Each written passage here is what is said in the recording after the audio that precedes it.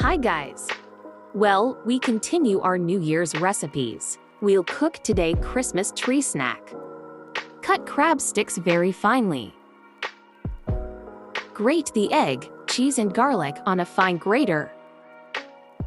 Then we add mayonnaise. I have a homemade recipe. We take our mass and form Christmas trees.